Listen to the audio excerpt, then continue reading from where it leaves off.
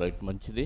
దేవుని యొక్క కనికరాన్ని బట్టి, కృపను బట్టి, దేవుని యొక్క దీర్ఘశాంతాన్ని బట్టి దేవుడు మనందరినీ కాపాడి మరొక దినాన్ని మనకు అనుగ్రహించినందుకు తండ్రి అయిన దేవునికి మనందరి తరపున యేసుక్రీస్తు నామములో కృతజ్ఞతాస్తుతులు చెల్లిస్తూ కొంచెం సౌండ్ వించు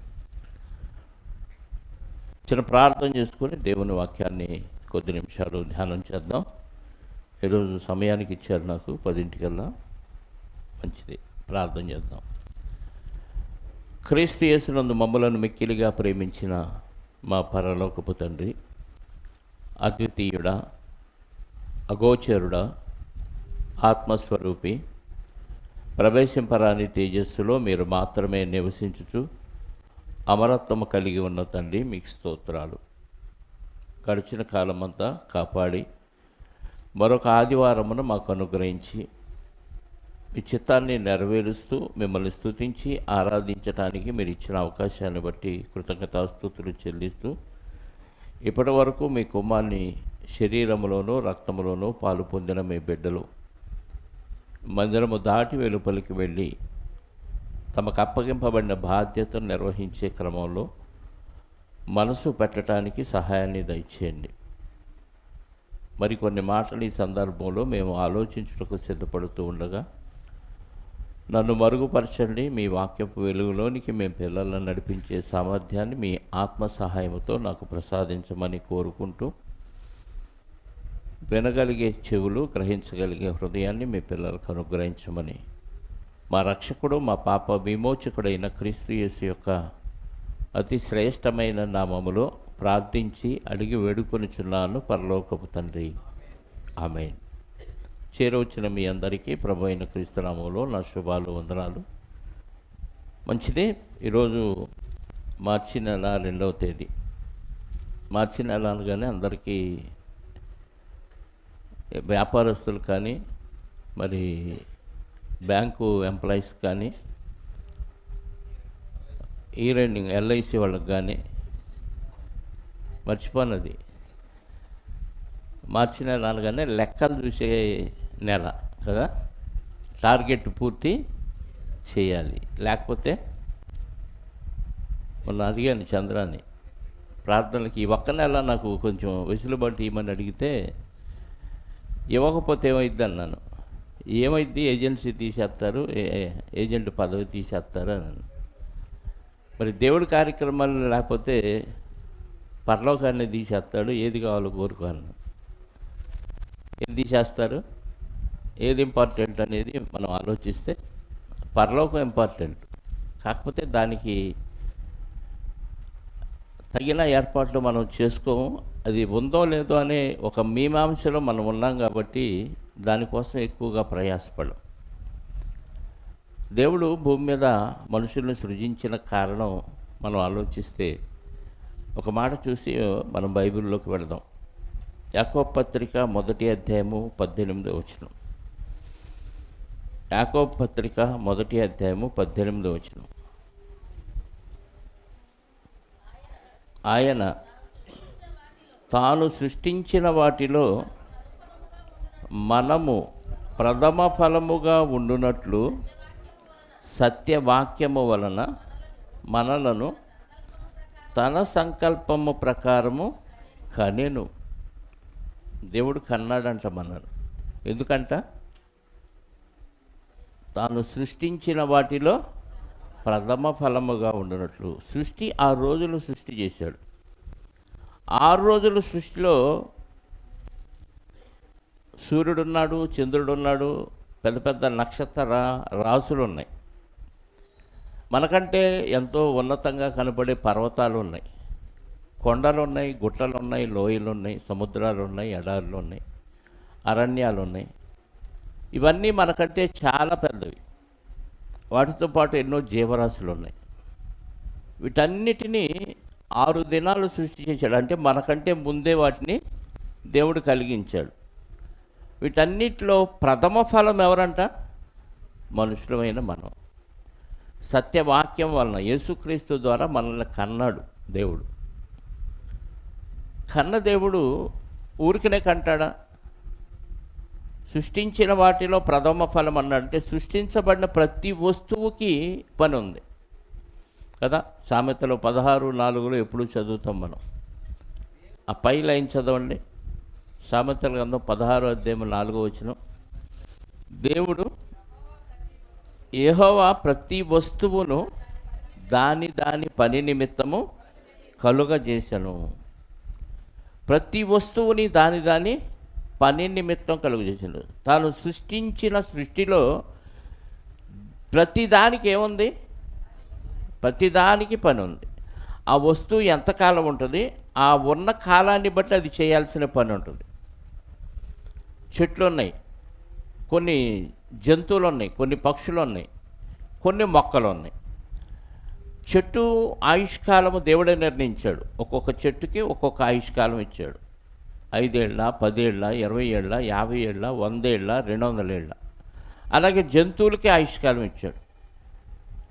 కూరగాయలకి, మనం తినే కూరగాయలకి ఒక ఆయుష్కాలం ఇచ్చాడు.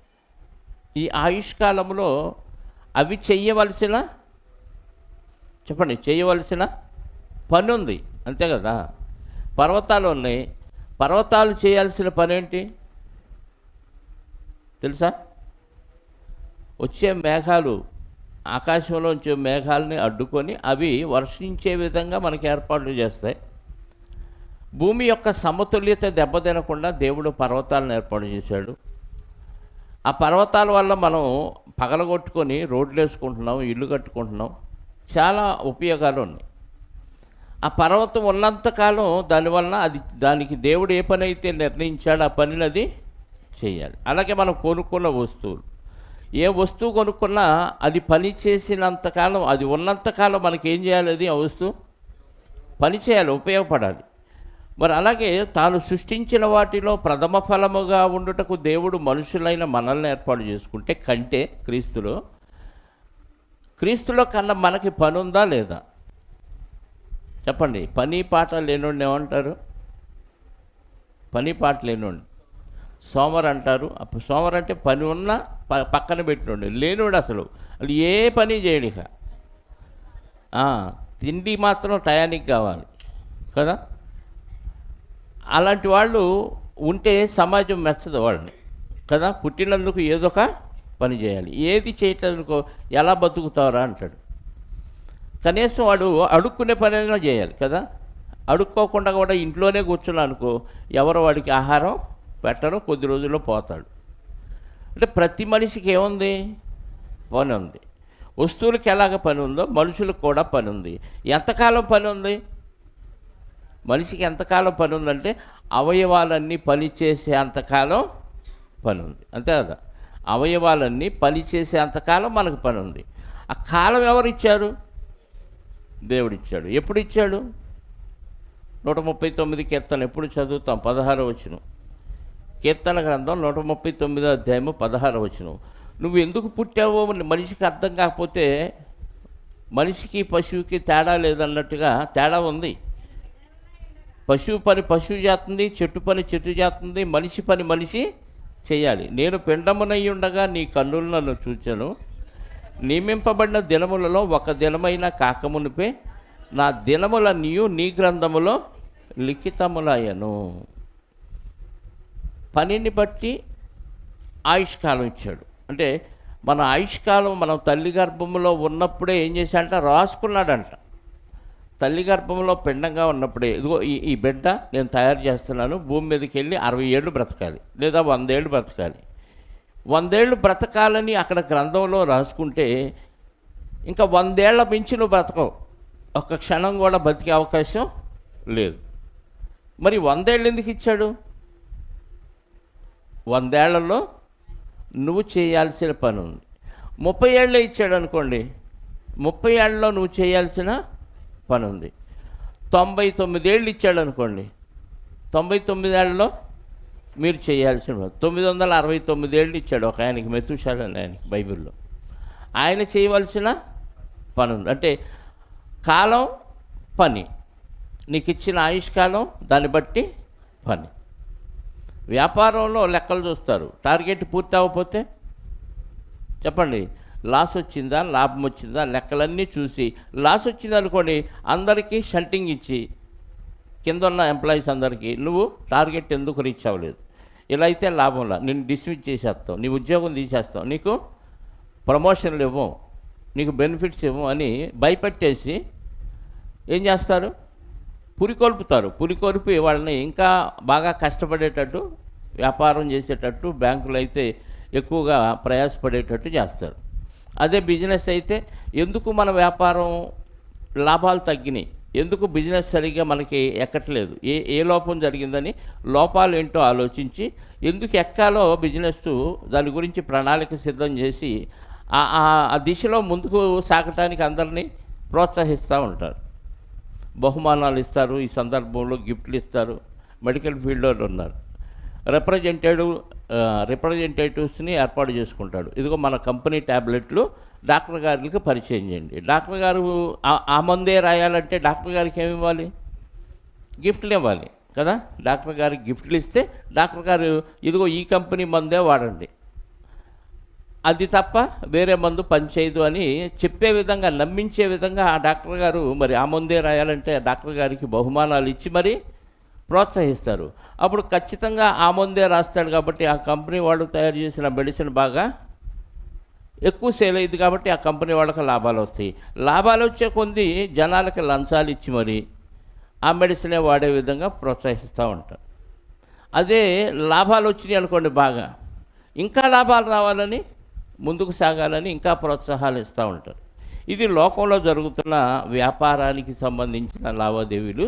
మన భారతదేశంలో ప్రతి సంవత్సరం మార్చి నెలలో మరి వ్యాపారస్తులు కానీ, బ్యాంక్ ఎంప్లాయీస్ కానీ, ఎల్ఐసి వాళ్ళు కానీ ఇలా వ్యాపార లావాదేవీలు చూసుకొని వ్యాపారం తగ్గిందా పెరిగిందా అనేది ఆలోచిస్తూ ఉంటారు. కానీ దేవుడు కూడా ఈ ప్రకృతిని చేసి ఎంతో పెట్టుబడి పెట్టాడు. దేవుడు పెట్టిన పెట్టుబడి వ్యాపారంలో ఇంకెవరు పెట్టలేదు.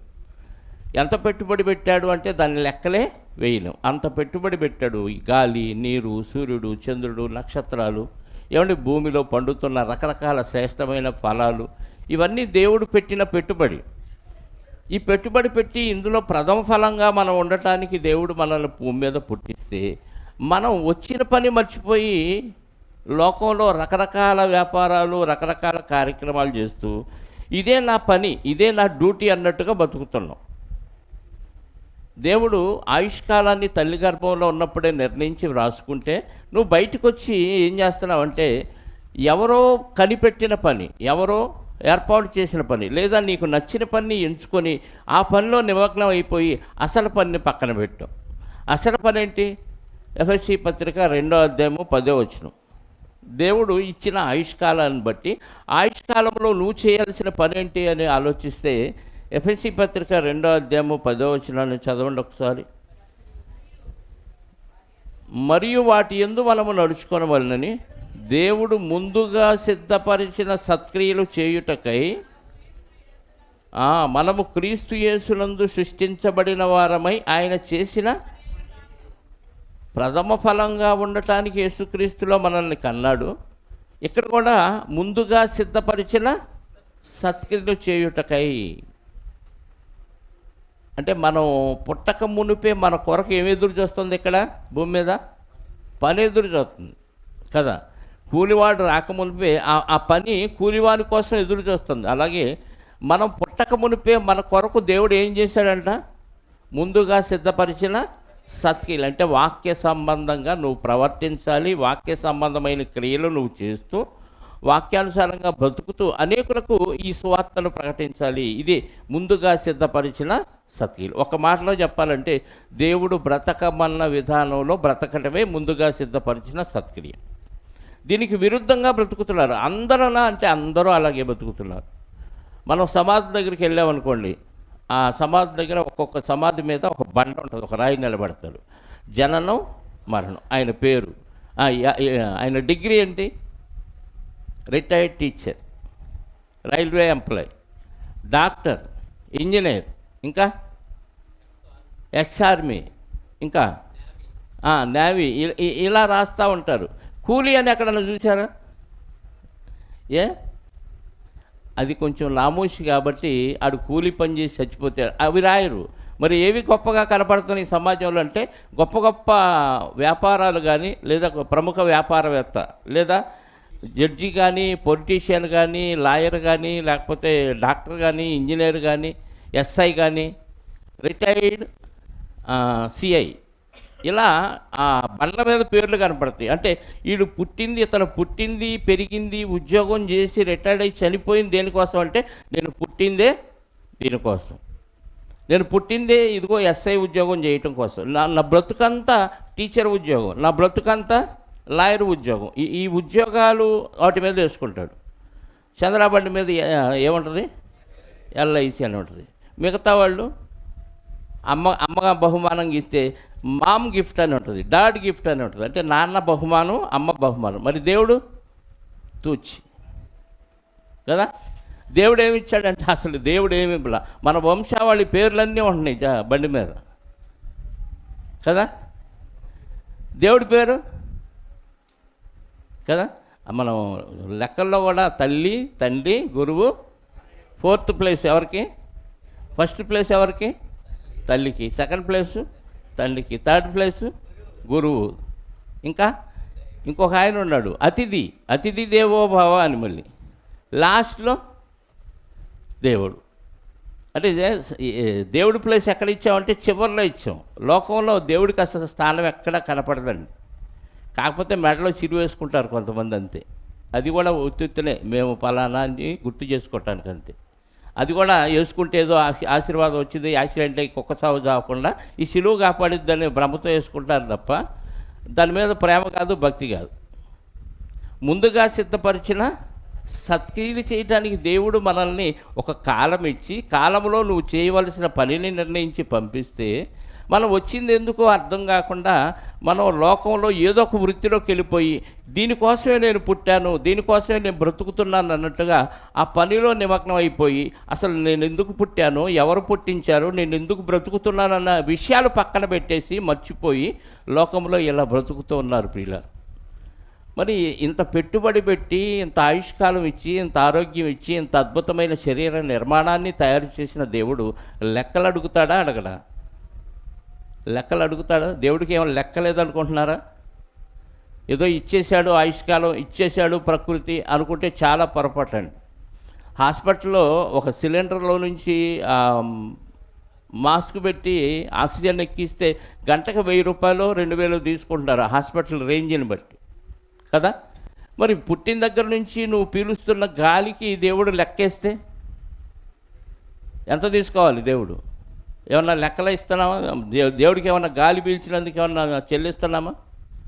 లేదు కదా. సూర్యుడు వెలుగు, కరెంటు బిల్లు కడుతున్నావు నెల బిల్లు ఎక్కువ వచ్చింది ఈ నెల అని. ఈ సమ్మర్లో ఇంకా బిల్లు పెరిగిపోతూ ఉంటుంది. కరెంటు బిల్లు కడుతున్నావు, మరి దేవుడి బిల్లు ఏది? సూర్యుడి బిల్లు. నెల సూర్యుడికి బిల్లు కూడా తీసి పక్కన పెడితే నువ్వు తినే ఆహారం, హోటల్కి వెళ్ళి టిఫిన్ చేస్తే 50 రూపాయలు, భోజనం చేస్తే 100 రూపాయలు, బిర్యానీలు తింటే 200 300 అవుతాయి. ఇవన్నీ కడుతున్నావు. మరి దేవుడు ప్రకృతిలో భూమికి పండే గుణాన్ని పెట్టి ఇన్ని రకరకాల శ్రేష్టమైన పదార్థాలను పుట్టించి పెంచి మనకి ఇస్తే దీనికి ఏమన్నా బిల్లు ఇస్తావా? లేవు. మరి వీటన్నిటికీ రేపు దేవుడు లెక్క అడిగితే సమాధానం లేదండి. ఖచ్చితంగా ప్రతి సెకండ్కి నీకు ఇచ్చిన ఆయుష్కాలానికి, నీకు ఇచ్చిన ఆరోగ్యానికి, నువ్వు తినే తిండికి, నువ్వు కట్టుకునే బట్టకి, నువ్వు తలకు రాసుకునే నూనెకి, గోడకేసుకునే పెయింట్కి కూడా లెక్క చెప్పాలి. నువ్వు ఎంత సౌకర్యాలు అనుభవిస్తే అన్ని సౌకర్యాలకి దేవుడి దగ్గర లెక్క చెప్పాలి. ఆ లెక్కలో తారుమారు అయిపోయినాయా? ఏమైంది? లెక్కలో దేవుడు అనుకున్న విధంగా మనం లేవనుకోండి, ముందుగా సిద్ధపరిచిన సత్క్రియలు పక్కన పెట్టి లోకములో నీ వెంటరాని క్రియలు నువ్వు చేస్తూ పోయి 4 ఆకులు వెనకేసుకొని నువ్వు వెళ్ళిపోతే లెక్కలు తారుమారవుతాయి. లెక్కలో తారుమారైపోతాయి. లెక్కలు తారుమారైపోతే నిన్ను పరలోకం రానివ్వడు. లెక్కల్లో పాస్ అయిన వాళ్ళనే పరలోకం. లెక్కలు అనగా మళ్ళీ మ్యాథ్స్ సబ్జెక్ట్ అనుకోకండి. దేవుడు అనుకున్న లెక్కలు ముందుగా సిద్ధపరిచిన సత్క్రియలు చేయటానికి మనల్ని పుట్టిస్తే సత్క్రియలు పక్కన పెట్టి లోకంలో బతుకు తెరువు కోసం కార్యక్రమాలు చేస్తూ ఇలాగే నీకు ఇచ్చిన ఆయుష్కాలం అంతా బతికి చనిపోతే లెక్కలు తేడాలు వస్తాయి. లెక్కలు తేడాలు వస్తే ఏమైంది? తీసి నరకానికి పంపిస్తాడండి. దేవుడు మన భవిష్యత్తు అంతా ముందే చూశాడు ప్రియులారా. మన భవిష్యత్తు అంతా ముందే చూసి ఆ భవిష్యత్తులో నువ్వు ఏమి దుర్మార్గ పనులు చేస్తావో అన్నీ తెలిసి కూడా పుట్టించాడు. పుట్టించి మరొక అవకాశాన్ని ఇచ్చాడు. అదే యేసుక్రీస్తు ద్వారా నువ్వు అవన్నీ వదిలేసి వాటన్నిటినీ దేవుడు యేసుక్రీస్తు ద్వారా క్షమిస్తానన్న వార్త విని ఎప్పుడైతే మారు మనసు పొంది బాప్తీసం తీసుకుంటావో అక్కడి నుంచి లెక్కలు అక్కడి నుంచి అయినా కరెక్ట్గా ఉంటావని అవకాశం ఇచ్చాడు. మనకు అర్థం కాని విషయం ఏంటంటే కాపాడుతున్నాడు దేవుడు, బతికేస్తున్నాం కదా, ఇలాగే వెళ్ళిపోద్ది జీవితం అనుకుంటున్నారు. ఆనాడు నోవాహు గారి కాలంలో జలప్రళయం వచ్చి జనాలందరినీ కొట్టుకొని పోవు వరకు వారు ఎలా ఎరగకపోయారో ఈరోజు మనం కూడా అలాగే ఎరగలేదు. ఇంత ఆరోగ్యాన్ని ఇచ్చి ఆయుష్కాలం ఇచ్చిన దేవుడు లెక్క లేకుండా ఇచ్చేసాడు అనుకుంటే చాలా పొరపాటు. మరణదినం వచ్చి మరణానికి వెళ్ళే వరకు మనకి ఈ విషయాలు ఏమీ అర్థం కాకుండా పక్కన పెట్టామనుకోండి, అప్పుడు లెక్కలన్నీ చూస్తే మన పరిస్థితి ఏమైంది ఒకసారి ఆలోచించండి. కాళ్ళు చేతులు పనిచేయకపోతే ఇంట్లో నుంచి బయటికి కదలడం. ఈరోజు అన్ని అవయవాలు పనిచేయగలుగుతున్నాయి. గుడ్డోళ్ళని చూస్తున్నాం, చెవిటోళ్ళని చూస్తున్నాం, మోగోళ్ళని చూస్తున్నాం, కుంటివాళ్ళని చూస్తున్నాం, ఇంత మానసిక వికలాంగులను చూస్తున్నాం. ఇన్ని రకాలుగా అవయవాలు సరిగ్గా పనిచేయని వాళ్ళని మనం చూసినప్పుడు నాకు ఇన్ని అవయవాలు చక్కగా పనిచేస్తున్నాయి కదా, ఇలా పనిచేసే విధంగా ఎవరు ఏర్పాటు చేశారంటే దేవుడు ఏర్పాటు చేశాడన్న విషయాన్ని మనం మర్చిపోతున్నాం. అది ఎప్పుడూ మనకు జ్ఞాపకం ఉంటే ఎందుకు ఇచ్చాడు ఈ ఆరోగ్యం, ఎందుకు ఈ అవయవాలన్నీ ఇలా పనిచేస్తున్నాయని మనం ఆలోచిస్తే ఓహో ముందుగా సిద్ధపరిచిన సత్క్రియలు చేయటానికి అన్న విషయం మనకు గుర్తొస్తే రోజులో కనీసం 1 గంట 2 గంటలన్న సత్క్రియలు చేయటానికి మనం కేటాయిస్తామండి. అలా కేటాయించకుండా రోజు మొత్తం మన కార్యక్రమాలే చేసుకుంటూ పోతే దానివల్ల నువ్వు భూమి మీద బతుకుతావు, ఇంకొంచెం సుఖంగా బతుకుతావు, అంతకుమించి ఏముండదు. ఆ సుఖం ఇక్కడ లేకపోయినా ముందు ప్రసంగంలో విన్నాం కదా, క్రీస్తు యేసులోనికి వచ్చిన వాళ్ళు ఏమనుభవించాలంట? శ్రమలు అనుభవించాలి. కొద్ది కాలం శ్రమలు అనుభవిస్తే శాశ్వత కాలం ఆనందంగా ఉండే మహాలోకానికి వెళ్ళొచ్చు కదా. ఈ కొద్ది కాలం సుఖం కోసం శాశ్వత కాలం బాధలు కష్టాలు ఎప్పుడు ఏడుపును పండ్లు కొరుకుతూ ఉండే ఆ లోకానికి ఎందుకు వెళ్ళాలి చెప్పండి. కొద్ది దినాలు మనం శ్రమలు అనుభవిస్తే క్రీస్తు కొరకు ముందుగా సిద్ధపరిచిన సత్క్రియల కోసం కొద్ది రోజులు కష్టం అనుభవిస్తే ఈ కష్టంలో కూడా దేవుడు ఆనందం ఇస్తాడు. మళ్ళీ ఈ కష్టంలో కూడా దేవుడు ఆనందం ఇస్తాడు. ఆ ఆనందాన్ని అనుభవిస్తూ శ్రమలు అనుభవిస్తూ ఇక్కడ కొద్ది కాలం కష్టపడితే ఈ సత్క్రియలు చేస్తే శాశ్వత కాలం దేవుడి దగ్గర ఉండే మహాభాగ్యాన్ని ఇస్తున్నాడు. కానీ మనం కొద్ది కాలం అయినా ఈ కొద్ది కాలం కోసం కష్టాలు వద్దు, నాకు సుఖాలే కావాలి, సంతోషాలే కావాలి, ఆనందాలే కావాలి అనే ఆలోచనతో శాశ్వత కాలం ఉండే ఆ దేవుని దగ్గర ఆశీర్వాదాన్ని కోల్పోతున్నాం ప్రియులారా. ఆ రోజు వచ్చి మరణించే వరకు మనకి ఎక్కడికి వెళ్ళిపోతామన్న విషయం అర్థం కావట్లా ప్రాక్టికల్గా. అందుకే ముందుగానే దేవుడు ఎందుకు రాయించాడు ఈ విషయాలన్నీ అంటే మనం ముందు జాగ్రత్త పడతామని. ప్రథమ ఫలంగా ఉండటకు క్రీస్తులో మనల్ని కన్న దేవుడు తిరిగి మనల్ని యేసులో కన్నాడు. గత కాలంలో తెలుసో తెలియకో ఎన్నో తప్పులు అపరాధాలు పాపాలు చేశాం వాక్యం తెలియనప్పుడు. తెలిసిన తర్వాత అయినా మన జీవితాన్ని అది 20 ఏళ్ళకు తెలుసుకున్నావా, 30 ఏళ్ళకు తెలుసుకున్నావా, 40 ఏళ్ళకు తెలుసుకున్నావా అనేది పక్కన పెడితే అప్పటి వరకు నువ్వు చేసిన తప్పులన్నింటినీ క్షమించి లెక్కలన్నీ క్లియర్ చేశాడు. ఈ తప్పులు పాపాలు అపరాధాలన్నీ క్రీస్తు మీద మోపాడు, మొత్తం క్లియర్ చేశాడు. ఇక్కడి నుంచి నువ్వు లెక్కలు కరెక్ట్గా ఫాలో అవ్వు, ముందుగా సిద్ధపరిచిన సత్క్రియలు నువ్వు ఫాలో అవ్వమని. ఆ కొద్ది కాలానికి కూడా మనం దాన్ని అనుసరించకపోతే ఎలా ఇస్తాడు చెప్పండి పరలోకం. బైబిల్లో దేవుడు ఎవరిని వదిలిపెట్టలేదండి. ఉదాహరణకు నోవాహు గారి కాలంలో సుమారుగా 500 ఏళ్ళు నోవాహు గారికి వచ్చినప్పుడు ఆయన చెప్పాడు, నేను ఈ భూలోకాన్ని నాశనం చేయబోతున్నాను, ఆకాశం నుంచి వర్షాన్ని కురిపించి జలప్రలయం రప్పించి మొత్తాన్ని నాశనం చేయబోతున్నాను, నువ్వు ఓడ నిర్మాణం చేసుకో అన్నాడు. ఆయన ఓడ నిర్మాణం ప్రారంభించాడు. సుమారుగా 100 సంవత్సరాల లోపు ఆయన ఓడ కడుతూనే ఉన్నాడు. ఈ 100 సంవత్సరాల లోపు ఆయన సువార్తను ప్రకటిస్తూనే ఉన్నాడు. ఈ 100 సంవత్సరాల లోపు ప్రకటించిన సువార్త చాలామంది అందరూ విన్నారు. దాదాపు ఆ ప్రాంతంలో ఉన్నవారు విని ఏం చేశారంటే ఎగతాళి చేశారు. విని ఎగతాళి చేసి ఎప్పటి వరకు ఎగతాళి చేస్తూనే ఉన్నారు అంటే ఆ జలప్రళయం వచ్చి అందరినీ కొట్టుకొని పోవు వరకు వారు ఎరుగకపోయి అని ఉంటుంది మత్తయి సువార్తలో, తీయొద్దులండి. అంటే చనిపోయే క్షణం వరకు నా పరిస్థితి ఏంటి అనేది మనం ఎరగకపోతే, నీ జీవితం దేవుడు ఎందుకు ఇచ్చాడన్న విషయం నువ్వు ఎరగకపోతే భయంకరమైన ప్రమాదంలో పడతావు అనే హెచ్చరిక కోసమే ఇవన్నీ దృష్టాంతాలుగా మనకు రాయించాడు ప్రియుల.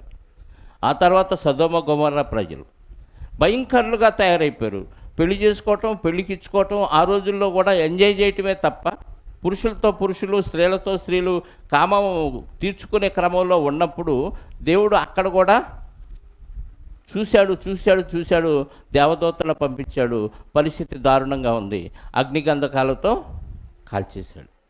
అంటే అగ్నిగంధకాలతో కాలే వరకు వాళ్ళకి ఏమర్థం కాలేదు, మేము పుట్టింది ఇందుకు, దేవుడు ముందుగా సిద్ధపరిచిన సత్క్రియలు చేయటానికే మమ్మల్ని పుట్టించాడు, శరీరం ఇచ్చాడు కదా అని, దీనిలో కోరికలు ఉన్నాయి కదా అని కోరికలు తీర్చుకోవటానికే నీ దేహం, నీ ఆయుష్కాలం నీకు ఇవ్వలేదు దేవుడు. ఏదో జరిగిపోతున్నాయి కదా అని అలా వదిలేస్తూ పోతే ఏదో ఒక రోజు మరణం ఖచ్చితంగా నిన్ను కాటు వేస్తుంది. ఆ క్షణాన పశ్చాత్తాపడినా, మారు మనసు పొందినా మళ్ళీ నాలుగు ఖర్చుకున్న ప్రయోజనం ఉండదండి. మనకి చనిపోయేదాకా అర్థం కావట్లేదు ఈ విషయం. చనిపోయిన తర్వాత ఎన్ని రకాలుగా నువ్వు ప్రయత్నాలు చేసినా ఎలాంటి ప్రయోజనం ఉండదు ప్రియులారా. అందుకే ఖచ్చితంగా ముందుగా సిద్ధపరిచిన సత్క్రియలు మిగిలిన జీవితకాలం అన్నా చేయటానికే మనం ప్రయత్నం చేయాలి. ఇప్పుడు కూడా దేవుడికి కొంచెం సమయం ఇచ్చి, అసలు సమయం ఇవ్వకుండా మిగతా లోకంలో కలిసిపోయి మిగతా సమయం అంతా లోకంలో సంపాదన కోసం ప్రయాసపడుతూ ఉంటే ఎలా ఇస్తాడు చెప్పండి పరలోకం? నా లెక్కలేంటి, నువ్వు చేసిన కార్యక్రమాలు ఏంటి అని అడుగుతాడా? అడగడా? ఇప్పుడు నీకు ఒక పని ఇచ్చాడు, ఇదిగో ఉదయం 6 గంటల నుంచి సాయంత్రం 6 గంటల వరకు నువ్వు ఈ పని చేయాలి అని ఒక కాలం ఇచ్చి, ఆ కాలంలో నువ్వు చేయవలసిన పని ఇచ్చాడు. పొలానికి వెళ్తాం, ఇదిగో ఈ పొలంలో ఎంత ఉంది, ఈ ఉదయం నుంచి ఈ సమయం వరకు నువ్వు చేయాల్సిన పని ఉంది. సమయం అయితే గడిచిపోతుంది, పని అలాగే మిగిలింది అనుకోండి, సాయంత్రానికి కూలి ఇస్తాడా ఇవ్వడా? పని చూస్తే అక్కడ మిగిలిపోయింది. కాలం అయితే అయిపోయింది, అంటే కాలక్షేపం చేసావు. అక్కడ సాల్లో కూర్చొని కలుపు పేకాల్సిన వాళ్ళు ఏం చేశారు, ఫోన్ మాట్లాడుకుంటా అలాగా మెల్లిగా ఒకటి గిల్లుకుంటా ఉన్నారు. సమయం అయితే అయిపోయింది, పని చూస్తే అక్కడే మిగిలిపోయింది. అప్పుడు ఏమడుగుతాడు సాయంత్రానికి ఓనరు? పని చూస్తే అక్కడ మిగిలిపోయింది, నీ కూలి డబ్బులు ఎందుకు ఇవ్వాలి అంటే, నేను సాయంత్రం దాకా ఉన్నాను కదా, ఉంటే ప్రయోజనం ఉంది. దేవుడిచ్చిన ఆయుష్కాలం అంతా బతికావు, కానీ ఆ పని మాత్రం చేయనప్పుడు జీతం ఎలా ఇస్తాడు? ప్రతివానికి సిద్ధపరిచిన జీతం నా దగ్గర ఉంది అంటున్నాడు. ఏ జీతం? నరకం కావాలా జీతంగా? పరలోకం కావాలా? పరలోకం కావాలంటే దేవుడు ఏర్పాటు చేసిన ఆయుష్కాలంలో దేవుడు ఏర్పాటు చేసిన పనిని ఖచ్చితంగా నువ్వు నిర్వహించాలి. అలా నిర్వహించినప్పుడే నీకు పరలోకం ఇస్తాడు. ప్రతిదానికి లెక్క రాస్తాడండి దేవుడు, ఏది విడిచిపెట్టడు, అన్నిటికీ లెక్కలు ఉన్నాయి. మరొక సందర్భం యాకోబు గారి గురించి 47వ అధ్యాయము ఆదికాండం 47వ అధ్యాయము 8-9 వచనాలు చూడండి ఒకసారి. ఐగుప్తులో ఏశావు గారి దగ్గరికి యాకోబు గారు ఆయన ఫ్యామిలీ మొత్తం వస్తారు. ఆ వచ్చిన సందర్భంలో ఫరో అక్కడ పరిపాలిస్తూ ఉంటాడు ఐగుప్తుని. అలా పరిపాలిస్తున్న సమయంలో యాకోబు గారిని ఒక ప్రశ్న అడుగుతాడు ఆయన. ఫరో నీవు జీవించిన సంవత్సరములు ఎన్ని అని యాకోబుని అడిగినందుకు, యాకోబు నేను యాత్ర చేసిన సంవత్సరములు 130, నేను జీవించిన సంవత్సరములు కొంచెముగాను దుఃఖసహితముగాను ఉన్నవి, అవి నా పితరులు యాత్ర చేసిన దినములలో వారు జీవించిన సంవత్సరములన్నీ కాలేదని ఫరోతో చెప్పి ఫరోను దీవించి ఫరో ఎదుట నుండి వెళ్ళిపోయాను. ఏమడిగాడు ఆయన ప్రశ్న? నువ్వు ఎంతకాలం బతికేవయ్యా యాకోబు అని అడిగాడు. ఎంతకాలం అని చెప్పాడు? 130 ఏళ్ళు బతికాను అన్నాడు. అలా చెప్పామన్నాడు. నేను జీవించిన సంవత్సరములు కొద్దిగంట. 130 ఏళ్ళు జీవించలేదా? నీ వయసు ఎంత అంటే ఏం చెప్పాలి మనం? ఎంత వయసు అయితే అంత చెప్పాలి. ఆ జీవించిన సంవత్సరములు, యాత్ర చేసిన సంవత్సరాలు డివైడ్ చేశాడేంటి అంటే, నేను బతికిన కాలములో దేవునిలో ఉన్న కాలము జీవించిన సంవత్సరాలు, లోకంలో యాత్రికుడిగా ప్రయాణం చేసిన కాలం ఎక్కువ. ఇప్పుడు మనం కూడా ఈ లెక్కేసుకుందాం. నువ్వున్న ఆయుష్ కాలంలో నీకున్న ఆయుష్ని బట్టి జీవించిన కాలం ఎంత? జీవించిన కాలం అంటే దేవుని పనిలో ఉన్న కాలం ఎంత, యాత్రలో ఉన్న కాలం ఎంత? అర్థమైందా లెక్క? యాత్ర అంటే పుట్టిన దగ్గర నుంచి చనిపోయే వరకు మనం నడిచిన లోకంలో పడి బతుకుతున్న కాలం. జీవించిన సంవత్సరాలంటే చెప్పండి, జీవించిన సంవత్సరాలంటే దేవునిలో ఉన్న కాలం. ఆదివారం 2:30 గంటలు అనుకోండి మన సమయం. 2:30 గంటల్లో 2:30 గంటలు జీవించామా? అందులో అరగంట గంట దొబ్బేసిన దొంగలు అందరూ ఉన్నాం కదా. అందరూ దొంగలు ఆ విషయంలో, అందులో డౌటే లేదు. అంటే జీవించాల్సిన సమయంలో కూడా నువ్వు యాత్రలో ఉన్నావు, అంతేనా? జీవించాల్సిన సమయంలో యాత్ర, దేవుళ్ళలో ఉండాల్సిన సమయంలో కూడా యాత్రలో ఉన్నావు. పోనీ 2 గంటలు ఉన్నావు అనుకోండి, అరగంట తీసేసిన. ఇలా 4 ఆదివారాలు 5 ఆదివారాలు అనుకోండి, నెలకి 5 2 10 గంటలు. రోజుకి ఎన్ని గంటలు? 24 గంటలు. ఎన్ని ఆదివారాలైతే, ఎన్ని నెలలైతే నీకు ఒక రోజు అయింది? అర్థం అలా ప్రశ్న. 12 వారాలు. 12 వారాలకి వారానికి 2 గంటలు చొప్పున 12 వారాలంటే ఎన్ని నెలలు? 4 నెలలు, అంతేనా? 4 నెలలకి ఒకరోజు దేవుళ్ళలో జీవించావంతే. మీకు అర్థమైందా? 4 నెలలకి ఒకరోజు దేవుళ్ళలో జీవించావు. 12 నెలలకి, సంవత్సరానికి 3 రోజులు జీవించావు. అంటే సంవత్సరానికి 3 రోజులు దేవుళ్ళలో జీవితే లెక్క సరిపోద్దా? మీకు ఎలా అర్థం కాలేదు? అమ్మాయికి పెళ్ళయింది, పుట్టింటి నుంచి అత్తారింటికి వచ్చింది. ఇదే లెక్కలో అబ్బాయితో కాపురం చేస్తుంది అనుకోండి, మీకు అర్థమవుతుందా? రోజుకి 2 గంటలే ఉంటుంది, మిగతా సమయం అంతా పుట్టింటికి వెళ్ళిపోతుంది. ఇలా సంవత్సరం అంతా రోజుకు 2 గంటలే ఉంటుంది. రోజుకి ఆదివారం మనం ఇంకా లెక్కేసాం, రోజుకి 2 గంటలే ఉంటుంది. ఒప్పుకుంటాడా భర్త? ఇంతకాడకి పెళ్లి చేసుకోవటం ఎందుకు అంటాడా? అందా? అంతకాడకి మారటం ఎందుకు అంటాడుగా? లోకంలో పడి హ్యాపీగా యాత్రలో అలా కొట్టుకుపోయినా పర్వాలేదు కదా. జీవించిన కాలం తక్కువ, యాత్ర చేసిన సమయం ఎక్కువ. ఇప్పుడు యాత్ర చేసిన సమయం ఎక్కువగా ఉండి జీవించిన కాలం తక్కువగా ఉంటే నీకు పరలోకం ఇచ్చేస్తాడా? ఎవడు? అంత గొప్ప ఇశ్రాయేలీలకి పితామహుడుగా ఉంటూ ఇశ్రాయేలీయుడు అనే పేరుగాంచిన యాకోబు గారే జీవించిన సంవత్సరాలు చాలా కొద్దిగా ఉన్నాయి, యాత్ర చేసిన సమయం చాలా ఎక్కువగా ఉందంటే ఇక మన పరిస్థితి ఏంటండి? మన పరిస్థితి ఏంటి? ఇంకా జీవించిన కాలం ఎంత? దేవుళ్ళలో జీవించిన కాలం ఎంత? యాత్ర కాలమే మనకు ఎక్కువగా కనపడదు తప్ప జీవించిన కాలం చాలా తక్కువగా ఉంది. మనకి ఆదికాండం 5వ అధ్యాయంలో హనోక్ అనే ఒక ఆయన ఉన్నాడు. 5వ అధ్యాయం 22వ వచనం అనుకుంటే చూడండి ఒకసారి. ఆదికాండం 5వ అధ్యాయం 22వ వచనం. హనోకు 65 ఏళ్ళు బ్రతికి మెతూషెలను కనెను. హనోకు మెతూషెలను కనిన తరువాత 300 ఏండ్లు బ్రతికి దేవునితో నడుచుచు కుమారులను కుమార్తెలను కనెను. హనోకు దినములన్నీయు 365 ఏండ్లు. హనోకు దేవునితో నడిచిన తర్వాత దేవుడు అతను తీసుకుపోయాను కనుక అతడు లేకపోయాను. హనోక్ గారు బతికిన కాలం 365 సంవత్సరాలు. అందులో యాత్ర దినాలు ఎన్నంట? 65 ఏళ్ళు బతికి మెతూషెలను కన్నాడు. మెతూషెలను కన్న తర్వాత మారిపోయాడు హనోక్ గారు. 300 సంవత్సరాలు దేవునితో నడిచాడు, అంటే దేవుని వాక్యానుసారంగా బతికాడు.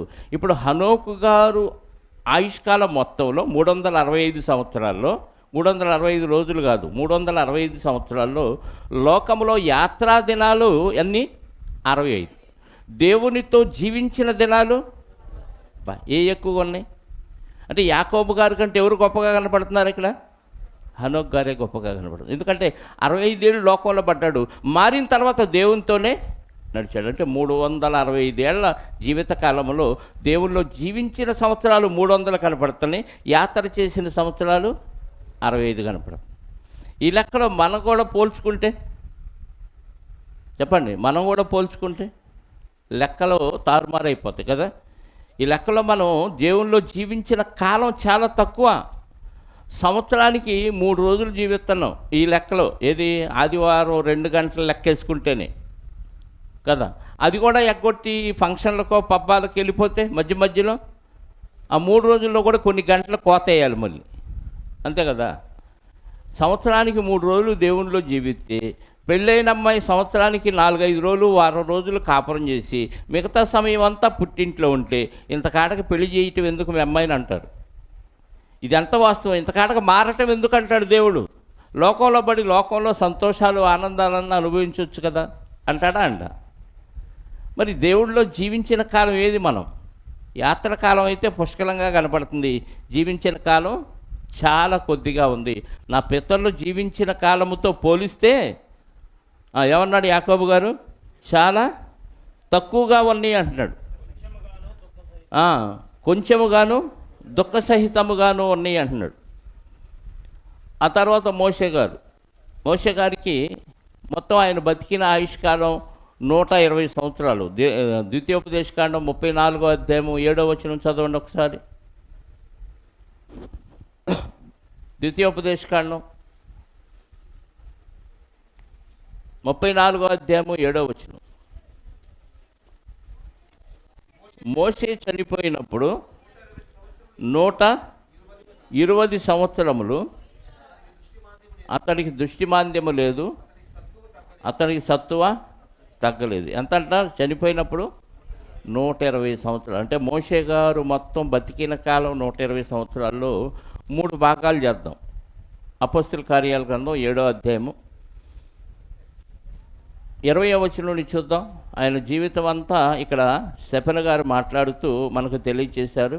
కొత్త నిబంధనలో అపోస్తల కార్యాల గ్రంథం 7వ అధ్యాయము 20వ వచనం. ఆ కాలమందు మోషే పుట్టెను, అతడు దివ్య సుందరుడై తన తండ్రి ఇంట 3 నెలలు పెంచబడెను.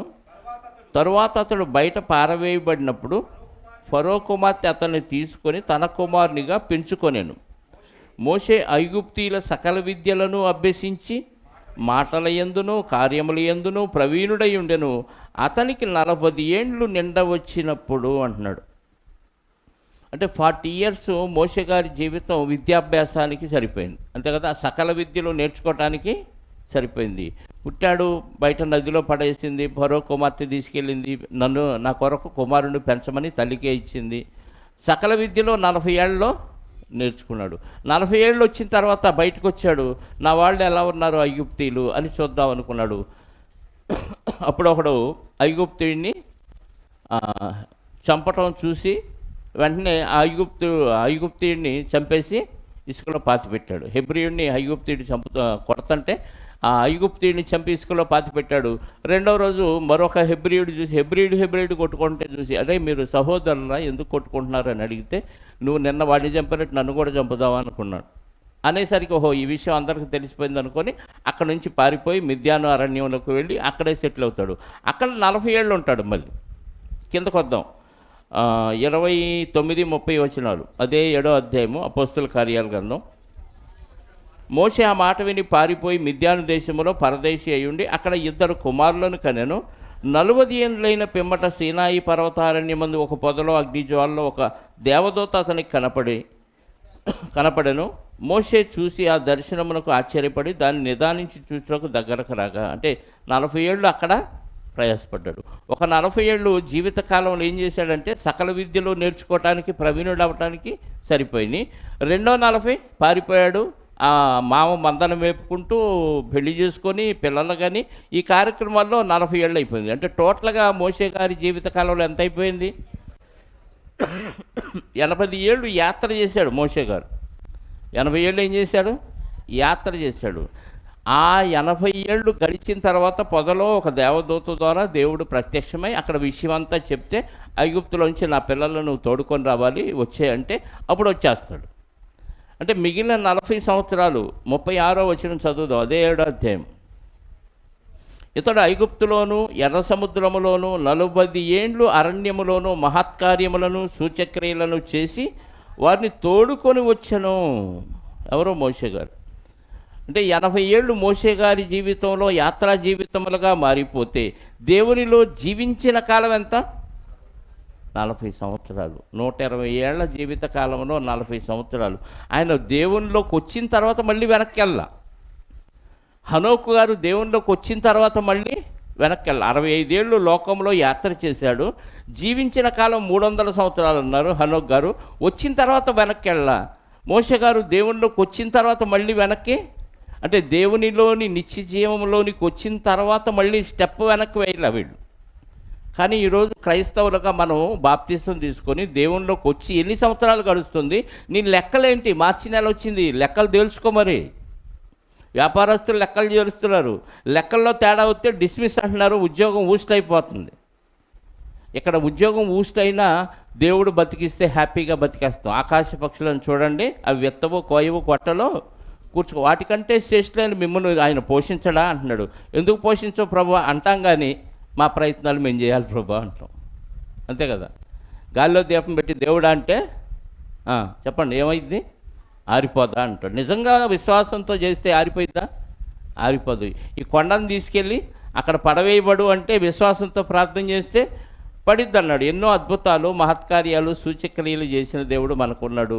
అలాని ప్రత్యక్షంగా ఇప్పుడేం జరగవు, కానీ ఆశ్చర్యపోయే విధంగా అద్భుత కార్యాలు చేస్తాడు ఎప్పటికైనా. ఆ రోజు కనపడే విధంగా ప్రత్యక్షంగా చేశాడు ఆయన బతుకున్న కాలంలో. తర్వాత అవకాశం శిష్యులకు ఇచ్చాడు. పరిపూర్ణం అయిపోయిన తర్వాత మన జీవితాల్లో అసాధ్యం అనుకున్న వాటిని సుసాధ్యం చేయగలిగిన సామర్థ్యం ఆయనకే ఉంది. ఆయన మీద ఆధారపడి ఆయనలో జీవించాడు. అర్థమైందా? మోషే గారి 120 సంవత్సరాల ఆయుష్కాలంలో దేవుడు చెప్పాడు కాబట్టి అక్కడ చనిపోయాడు ఆయన. ఆ మాట ఉంటుంది 5వ వచనంలో, 34వ అధ్యాయము ద్వితీయోపదేశకాండం 5వ వచనంలో. ఆయన ఎందుకు ఆరోగ్యం ఉంది? ఆయన చనిపోయినప్పుడు ఎలా ఉన్నాడంట? ఆ మాట చదివి 5వ వచనం చదువుదాం.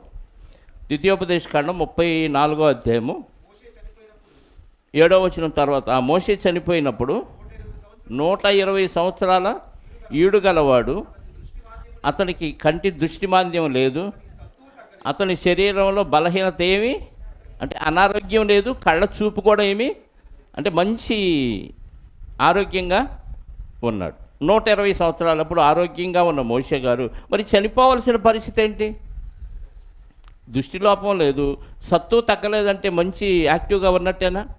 మరి ఇంత ఆరోగ్యంతో ఉన్న మోషే గారు ఎందుకు చనిపోయాడంటే 5వ వచనం చదవనప్పుడు, యెహోవా సేవకుడైన మోషే యెహోవా మాట చొప్పున మోయాబు దేశములో మృతి పొందెను. ఏందంట?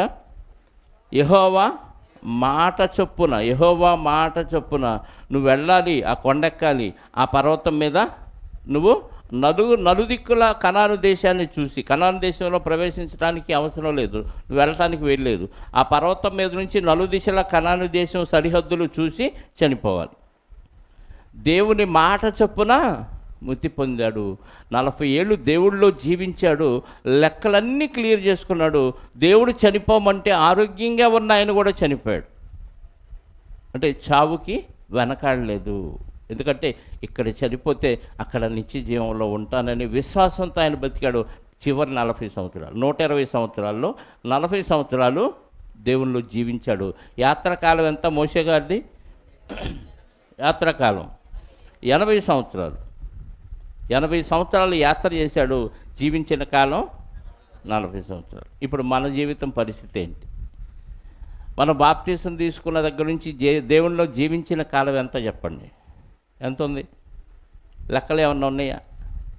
ఎంతమందికి సువార్త ప్రకటించాం? ఎన్ని సత్క్రియలు చేశాం? ముందు మనలో ఉన్న లోపాలను ఏమన్నా సరి చేసుకున్నామా? లెక్కలు తెలుసుకోవాలి కదా. రోజు గడుస్తుంది, రోజు రోజుకి ఇదిగో నిన్నటికంటే ఈరోజు క్రీస్తులో ఎదిగానండి, నిన్నటికంటే ఈరోజు కొత్త వాక్యం నేర్చుకున్నానండి, నిన్నటికంటే ఈరోజు వాక్యం కొంచెం ఎక్కువ చదివానండి, నిన్నటికంటే ఈరోజు ప్రార్థన ఎక్కువ చేశానండి. ఇలాంటివి ఏమన్నా లెక్కల్లో తేడాలు వచ్చినాయా? నాకు తెలిసి నిన్నటికంటే ఈరోజు కాస్త తగ్గానండి, నిన్నటికంటే ఈరోజు ప్రార్థనలు మానేశానండి, నిన్నటికంటే ఈరోజు అసలు బైబిల్ చదవటమే మర్చిపోయానండి, ప్రార్థన చేశానా లేదా మర్చిపోయా, బైబిల్ చదివానా, ఇవి కూడా డౌట్లు వస్తున్నాయి మనకి. అంటే దాని మీద శ్రద్ధ లేదు కాబట్టి ఈరోజు బైబిల్ చదివానా చదవలేదా అని డౌట్లు వస్తూ ఉంటాయి కదా. దిగజారిపోతున్నాం తప్ప లెక్కల్లో ఎదిగిన పరిస్థితి ఏమన్నా కనపడుతుందా? చెప్పండి. లెక్కలు చూడాలి కదా. మరి వ్యాపారస్తులందరూ లెక్కలు చూసుకుంటున్నప్పుడు, ఎంప్లాయీస్ అందరూ లెక్కలు చూసుకుంటున్నప్పుడు, మరి క్రైస్తవులుగా మనం కూడా లెక్కలు చూడాలా? దేవుడు లెక్క చూసేలోపు మన లెక్క మనమే చూసుకున్నాం అనుకోండి, ఏమైనా తేడాలు ఉంటే సరి చేసుకోవచ్చు. దేవుడు లెక్క చూసినప్పుడు ఆయన ముందు నిలబడితే చెప్పండి, ఎగ్జామ్ పేపరు ఆయన దిద్దే లోపు మనమే సరి చూసుకున్నాం అనుకోండి, ఎగ్జామ్ రాసిన వాళ్ళు, తెలియగల వాళ్ళు ఏం చేస్తారు తెలుసా? నేను రాసినవన్నీ కరెక్టేనా లేదని ఒకసారి చెక్ చేసుకుంటారు. ఎందుకు? తేడా ఉంటే అప్పుడే రాస్తే మంచి మార్కులు వస్తాయి. అదేదో ఇన్విజిలేటర్ నువ్వు రాసి ఎగ్జామ్ హాల్లో నుంచి బయటకు వచ్చిన తర్వాత ఇన్విజిలేటర్ చెక్ చేశాడు అనుకోండి, ఏమైంది చెప్పండి? నీ జాతకం అంతా మారిపోద్ది. అందుకని ఆయన వచ్చి మనకు తీర్పు తీర్చే లోపు మనం ఏం చేయాలి? మన ఎగ్జామ్ పేపర్ని మనమే దిద్దుకోవాలి. ఇప్పుడు ఎదిగానా తగ్గానా, ఎక్కువగా ఫలిస్తున్నానా, అలాగే ఉన్నాను. సో మన వారికి పర్సనల్గా ఏమన్నా దేవునిలో ఎదుగుతున్నానా లేదా ఇది చూసుకోవాలి. బయట క్రియలు కూడా ఇంకా నా వలన ఎక్కువ క్రియలు జరుగుతున్నాయా లేదా అనేది కూడా లెక్కలు చూసుకోవాలి. దేవునికి ఎంత సమయం కేటాయిస్తున్నాను, సొంత పనులకి ఎంత సమయం కేటాయిస్తున్నాను, ప్రార్థనకి ఎంత సమయం ఇస్తున్నాను, లోకంలో వాటికి ఎంత సమయం ఇస్తున్నాను, వీటన్నిటికీ దేవుడు ఖచ్చితంగా ప్రతి సెకండ్కి లెక్క అడుగుతాడు. ప్రతి సెకండ్కి. అంతగా మోషే గారు 40 సంవత్సరాలు దేవునిలో జీవించడానికి కారణం ఏంటో తెలుసా? ఆయన దేవుడిని అడిగి ఆ దినాల లెక్క ఏదో తెలుసుకున్నాడు. 91 కీర్తనలో ఒక మాట అంటున్నాడు మోషే గారు, ప్రార్థన చేస్తున్నాడు దేవుడికి. 12వ వచనం, కీర్తన గ్రంథం 90వ అధ్యాయము 12వ వచనం. నాకు జ్ఞాన హృదయము కలుగచేయుము, మా దినములు లెక్కించుట. మనం నేర్చుకుందాం మరి మోషే గారిలాగా. నా రోజులు లెక్కించుట, నా దినములు లెక్కించుట.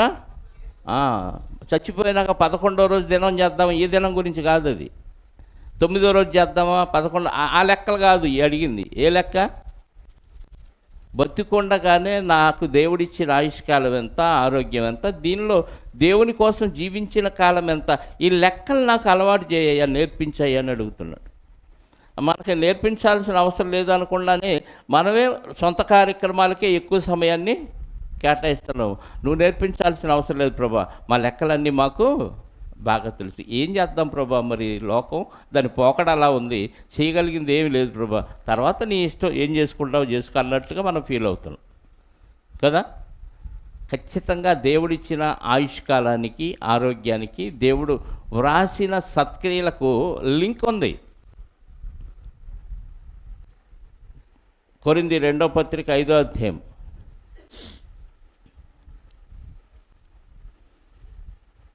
10వ వచనం. కొరింథీయులకు రాసిన 2వ పత్రిక 5వ అధ్యాయం 10వ వచనం. ఎందుకనగా తాను జరిగించిన క్రియలు పనుల చొప్పున అవి మంచివైనను సరే, చెడ్డవైనను సరే, దేహము నీకు దేవుడిచ్చిన దేహముతో నువ్వు జరిగించిన క్రియలను బట్టి వాటి ఫలమును, నువ్వు నీకు ఇచ్చిన ఆరోగ్యం, నీకు ఇచ్చిన ఆయుష్కాలం, దీంట్లో నువ్వు దేహముతో జరిగించావు. మంచి చేసావా, చెడ్డ చేసావా, యాత్ర చేసావా, జీవించావా? దేహముతో జరిగించిన క్రియల చొప్పున అవి మంచివైనను సరే, చెడ్డవైనను సరే, దేహముతో జరిగించిన వాటి ఫలమును ప్రతివాడు పొందునట్లు దేహం ఇచ్చాడు, దేహానికి ఆరోగ్యం ఇచ్చాడు, అవయవాలని పనిచేసే విధంగా దేవుడే ఏర్పాటు చేస్తే ఆ దేహముతో జరిగించిన ఫలాన్ని నువ్వు ప్రతివాడు పొందుతావు. అంటే దేహముతో జరిగించాను, ఇదిగో ఎంత ఆస్తిని కూడగట్టాను, ఈ ఫలం పొందుతాను అనుకుంటున్నావా? ఆ ఫలం ఇక్కడ రాదు, అది విడిచిపెట్టి వెళ్ళిపోవాల్సిందే. సమాధుల తోట అడిగిందంట ఒక చచ్చిపోయిన శవం తీసుకొస్తుంటే, ఊరికి కథలండి, నీ లగేజ్ ఏదైనా అడిగిందంట. శవాన్ని అడిగింది అనుకోండి, లగేజీ ఉంటుందా శవానికి? నేను ధరించిన ఈ బట్టలు అవి కూడా కాసేపటికి చీకిపోతాయి, ఈ తప్ప నాకు వచ్చిన లగేజ్ ఏమి లేదు. మరి నువ్వు సంపాదించింది ఏదంటే మొత్తం వదిలేసి వస్తున్నాను అని అంటే, ఊరికని ఎందుకు చేర్చుకుంటాను అందంట సమాధి.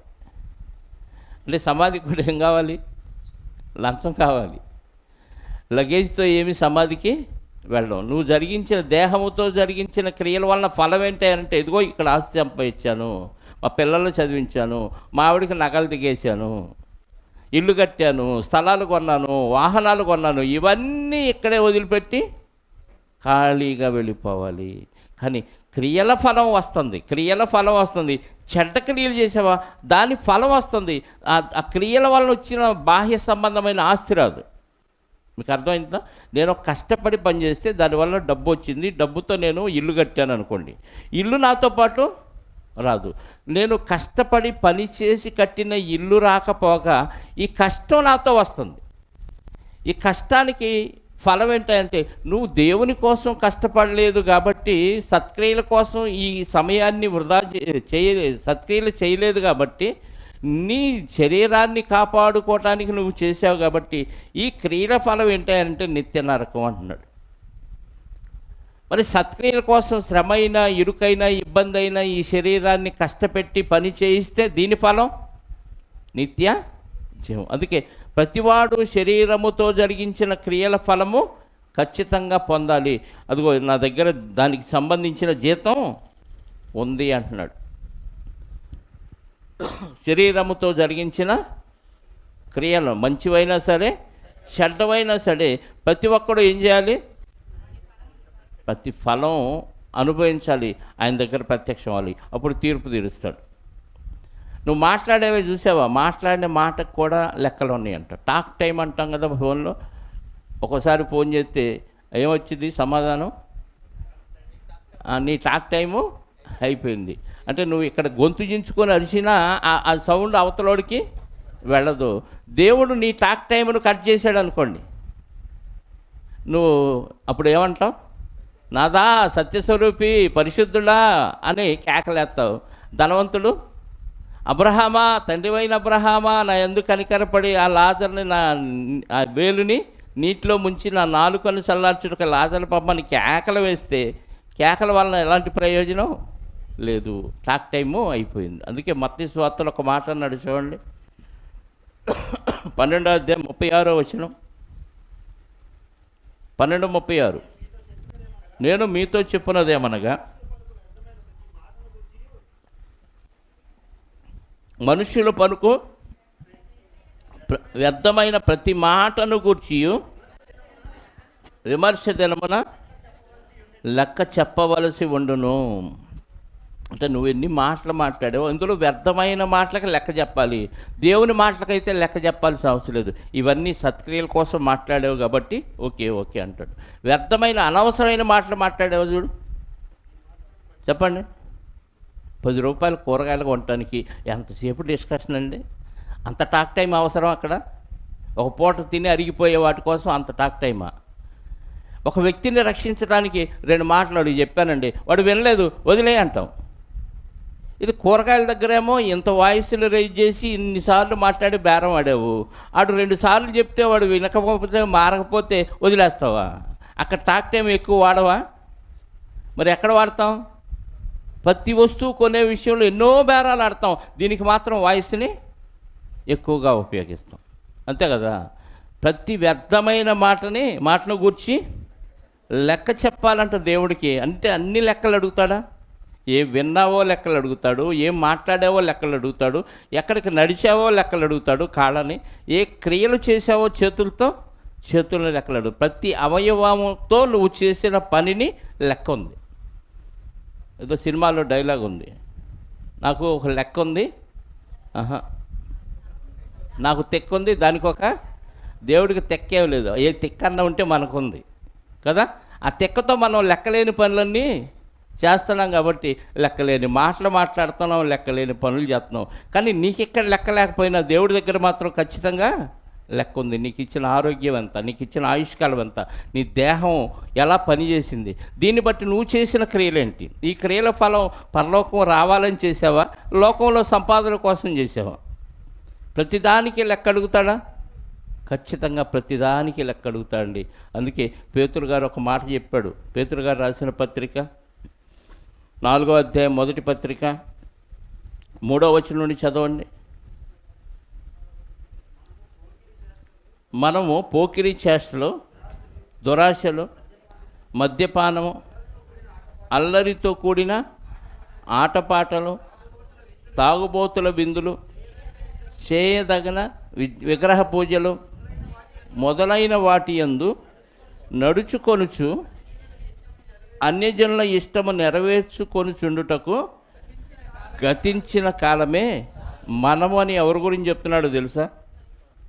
భక్తుల గురించి చెప్తున్నాడు. మనము ఏం చేయాలంట? పోకిరీ చేష్టలు క్రైస్తవులు చేయకూడదు, దురాశ క్రైస్తవులకు ఉండకూడదు. ఒకటి కొంటే 2 ఫ్రీ అనగానే ఎగబడికి వెళ్ళి కొనుక్కోకూడదు కదా. 10,000 కడితే 50,000 ఇస్తామంటే ఎగబడి కట్టకూడదు అప్పు చేసి కదా. ఫోన్లో ఇప్పుడు ఇలాంటి దురాశలు బోల్డ్ వస్తుంది. మీకు ₹1,00,000 లాటరీ వచ్చింది, ₹1,00,000 మీ ఫోన్ నెంబర్కి వచ్చింది. మీరు ఒకసారి మా అకౌంటు, మీ పేరు, మీ అడ్రస్ చెప్పండి, లేకపోతే ఓటీపీ వచ్చింది మాకు చెప్పండి అనగానే ఓహో 1,00,000 వస్తుందా, ఎందుకు వస్తుందని ఆలోచిస్తామా? చెప్పండి. దురాశ ఉంటే వెంటనే నొక్కేస్తావు, అది నీ పీక నొక్కుతాడు, వెంటనే నీ అకౌంట్లో అన్నీ ఖాళీ అయిపోతాయి. ఇలాంటివి దురాశ ఉన్న వాళ్ళు తొందరగా పడిపోతాడు, ఈజీగా పడిపోతాడు. ఎంతో డబ్బుని కోల్పోయిన వాళ్ళు ఉన్నారండి అకౌంట్లో నుంచి. కొత్త సైబర్ నేరాలు పుట్టుకొచ్చినాయి. దురాశ లేదనుకోండి, ఎవడి మాయలో మనం పడం. మద్యపానం నేను తాగట్లేదు కదా అంటారు. కూల్ డ్రింక్ తాగినా మద్యపానం, దాంట్లో కూడా విషం ఉంది. ఆరోగ్యం పాడు చేసేది అది, ఏదో ఉన్న ఆరోగ్యాన్ని మెరుగుపరిచేది అది. అరకటానికంట కిల్లి వేసుకోరాదు కదా. పనికెళ్ళి వచ్చిన వాళ్ళు సాయంత్రానికి ఏందంటే ఒళ్ళంతా ఇరుపులుగా ఉంది, అది వేసుకుంటే తప్ప ప్రశాంతంగా. ట్యాబ్లెట్ వేసుకుంటే పనిచేసిద్దిగా, అదే వేయాలి కదా. ఇది కూడా వంకే. మద్యపానము, అల్లరితో కూడిన ఆటపాటలు, ఇందులో బాగా వెళ్ళిపోతాం. ఎంజాయ్ చేయటం అంటే అబ్బో ఫంక్షన్లో విపరీతంగా డీజే బాక్సులు పెట్టి అయ్యి బాగా సంతోషం. ఇక్కడ మన ప్రార్థనకు వచ్చిన వాళ్ళు చాలామంది కూడా ఇక్కడ అసలు సైలెంట్గా ఉంది, ఒక ఉద్యమం లేదు, అల్లులోయ అంటలేదు, ఎగరట్లేదు అని నీరసపడిపోయిన వాళ్ళు, వెళ్ళిపోయిన వాళ్ళు ఉన్నారు. ఎందుకంటే దానికి అలవాటు పడ్డారు వాళ్ళు. అది అల్లరితో కూడిన ఆటపాటలు అంటున్నాడు దేవుడు, అది వద్దంట. తాగుబోతుల విందులు, చేయదగని విగ్రహ పూజలు మొదలైన వాటి యందు నడుచుకొనుచు అన్యజనుల ఇష్టము నెరవేర్చుచుండుటకు గతించిన కాలమే. వాళ్ళు పిలిస్తే వెళ్ళానండి, నేను అందులో పాల్గొనలేదంటే అసలు అక్కడికి వెళ్ళటమే తప్పు. అన్యజనుల ఇష్టం నెరవేర్చుచుండ గతించిన కాలంలో ఇవన్నీ చేశాం, ఇప్పుడు మానేయమంటున్నాడు. గతించిన కాలంలో ఇవన్నీ చేశాం, ఇక చాలును. అపరిమితమైన ఆ దుర్వ్యాపారమందు తమతో కూడా మీరు పరిగెత్తలేకపోయినందుకు వారు ఆశ్చర్యపడుచు మిమ్మల్ని దూషించుదురు. సినిమాకి వెళ్దాంరా, నేను రాను, చేతగానోడా, ఒక సినిమాకి వెళ్ళటం కూడా రాదా, దౌర్భాగ్యుడా అంటాడు. అన్నీ వాళ్ళు దూషిస్తారంట. ఎందుకు? వాళ్ళతో పాటు నువ్వు పరిగెత్తట్లా. బార్కి వెళ్దాం, నేను రాను, ఇది తాగటం కూడా రాదు, ఏం మగాడురా అన్నాడు అనుకో, రోషం పొడుచుకొచ్చింది కదా. ఆడు దూషిస్తాడంట, అయినా పర్వాలేదు, అన్నిటికీ ఓర్చుకో. గతించిన కాలంలో ఇవన్నీ చేసావు కదా, ఇప్పుడు ఎందుకు చేయాలి? వదిలేయి. ఈ పనికి మాలిన వలన నీకు ప్రయోజనం లేదు. లెక్కలు రాస్తాడు, ప్రతిదీ తప్పు చేస్తున్నాం అనిపించినప్పుడల్లా మనకి ఓహో ఇది దేవుడి లెక్కలోకి వెళ్ళిద్ది, దీనివల్ల నాకు పనిష్మెంట్ వచ్చింది అనే గుర్తుపెట్టుకున్నాం అనుకోండి, ఆ తప్పు చేయకుండా మనల్ని మనమే కంట్రోల్ చేసుకుంటాం. తప్పు చేయాల్సిన పరిస్థితి వచ్చినప్పుడు ప్రభా ఇది నేను చేయకుండా ఆపి నాకు సహాయం చేయని దేవుడిని అడుగు, సహాయం చేస్తాడు. దానివల్ల లెక్కల్లో తారుమారైపోతే నీ పరిస్థితి ఏంటి? రోమాపత్రిక ముగిస్తాను, 2వ అధ్యాయము 5వ వచనం చూడండి ఒకసారి. రోమీలకు రాసిన పత్రిక. నీ కాఠిన్యమును మార్పు పొందని నీ హృదయమును అనుసరించి ఉగ్రత దినమందు, అనగా దేవుని న్యాయమైన తీర్పు బయలుపరచబడు దినమందు నీకు నీవే ఉగ్రతను సమకూర్చుకొనుచున్నావు. ఇన్ని మాటలు విన్నా నీ హృదయం కఠినంగా మార్చుకొని మార్పు ఏమాత్రం రాలేదా, దేవుని ఉగ్రత దినం ఒకటే వస్తుంది. ఆ రోజు ఏమైందంట? ప్రతివానికి వాని వాని క్రియల చొప్పున ప్రతిఫలం ఇచ్చును. ఇన్ని మాటలు విన్నా ఏమాత్రం మార్పు లేకుండా హృదయాన్ని కఠినపరుచుకుంటే ఒకరోజు దేవుడు సీరియస్గా వస్తాడంట. ఉగ్రత దినమంట. నీ పనిని బట్టి నీకు జీతం ఇస్తాడు. వాని వాని క్రియల చొప్పున ప్రతివానికి ఇస్తాడు, ప్రతిఫలం ఇస్తాడు. కాబట్టి మనం ఏం చేయాలి? సత్క్రియలు ఓపికగా చేయుచు మహిమ నుండి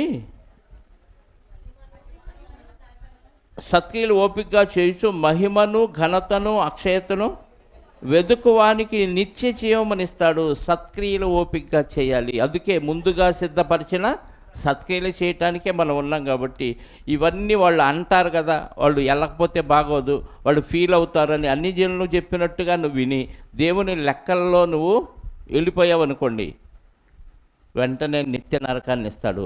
అదే సత్క్రియలు ఓపికగా చేయుచు దేవుని అక్షయతను మహిమను ఘనతను అక్షయతను వెదుకు వారికి నిత్యజీవమును. అయితే భేదములు పుట్టించిన సత్యమునకు లోబడక దుర్నీతికి లోబడి వారి మీదికి దేవుని ఉగ్రతయు రౌద్రము వచ్చును. దుష్కార్యము చేయు ప్రతి మనుషుని ఆత్మకు మొదట యూదునికి గ్రీసు దేశస్థునికి కూడా శ్రమయు వేదనయు కలుగును. ఇక్కడ సందర్భం కాదు ఇది. నిత్య నరకంలో శ్రమ వేదన ఉంటుంది. యూదుడైనా అన్యజనుడైనా ఎవరికైనా ఒకటే తీర్పు. పౌలు గారు ఇవన్నీ అనుభవించినాడు, లగ్జరీస్ అన్నీ అనుభవించినాడు. మారిన తర్వాత ఏం చేశాడో తెలుసా? ఎన్నో కష్టాలు, ఎన్నో శ్రమలు, ఎన్నో ఇరుకులు, ఎన్నో ఇబ్బందులు పడ్డాడండి. భక్తులందరూ అదే మనకి హెబ్రీ పత్రిక 11వ అధ్యాయము 4వ వచనం నుండి చూస్తే హేబేలు గారి దగ్గర నుంచి వాళ్ళందరూ పడిన కష్టాలు శ్రమలన్నీ రాయబడ్డాయి. ఎందుకంటే దేవుల్లో జీవించాలి, దేవుడి లెక్కల్లో తేడా లేకుండా దేవుడు అనుకున్న విధంగా బ్రతకాలి అని అనుకున్నారు. కాబట్టి వాళ్ళు కష్టాలు శ్రమలు అనిపించారు. అపోస్తలుడైన పౌలు గారి గురించి అయితే ఇంకా చెప్పాల్సిన అవసరం లేదు. కొరింథీ 2వ పత్రిక 11వ అధ్యాయము ఈ చదువుకొని ముగించుకుందాం. 23వ వచనం నుండి చూడండి. కొరింథీయులకు రాసిన 2వ పత్రిక 11వ అధ్యాయం. వారు క్రీస్తు పరిచారకుల వెర్రివాని వలె మాట్లాడుచున్నాను. నేనును మరి ఎక్కువగా క్రీస్తు పరిచారకుడు మరి విశేషముగా ప్రయాసపడితిని. పౌలు గారు ఏం చేశాడు? మన ప్రయాస లోకంలో ప్రయాస, పౌలు గారి ప్రయాస దేవుని కొరకు ప్రయాస.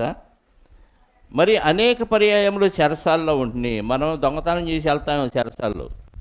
దేవుడు పౌలు గారు అయితే సువార్త పనిచేసి చెరసాల, ఒకసారి కాదు 2 సార్లు కాదు, వాళ్ళకి ఆయనకు అలవాటు అయిపోయింది. అనేక సార్లు చెరసాల్లో ఉంటిని, అపరిమితముగా దెబ్బలు తింటిని, అనేక మార్లు ప్రాణాపాయములో ఉంటిని, యూదుల చేత 5 మార్లు 1 తక్కువ 40 దెబ్బలు తింటిని, 3 మారు బెత్తములతో కొట్టబడితిని, ఒకసారి రాళ్లతో కొట్టబడితిని, 3 మారు ఓడ పగిలి శ్రమపడితిని, ఒక రాత్రింబగళ్ళు సముద్రములో గడిపితిని, అనేక పర్యాయములు ప్రయాసములోను, నదుల వలనైన ఆపదల్లోను, దొంగల వలనైన ఆపదల్లోను, నా స్వజనుల వలనైన ఆపదల్లోను, అన్యజనుల వలనైన ఆపదల్లోను, పట్టణములలో ఆపదల్లోను, అరణ్యములలో ఆపదల్లోను, సముద్రములలో ఆపదల్లోను, కపట సహోదరుల వలని ఆపదల్లోనూ ఉంటిని.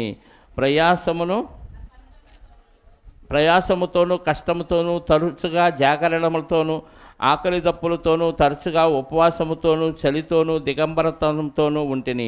ఇంకానూ చెప్పవలసినవి ఇందులో ఒకటైనా మనకుంటినా? ఇట్లా ఉంటే మనం కుంటివారమే. ఇక రాము, మళ్ళీ చర్చికి రాము, ప్రార్థనకి రాము. ఒకసారి ఎక్కడికన్నా ప్రార్థనకి వెళ్ళాము, సువార్త పనికి, అక్కడ తన్నారు. ఇంకా ఈయంతో పాటు మనం ఎక్కడికి వెళ్ళకూడదని నిర్ణయించుకుంటాం. మరి పరలోకం వచ్చిద్దా?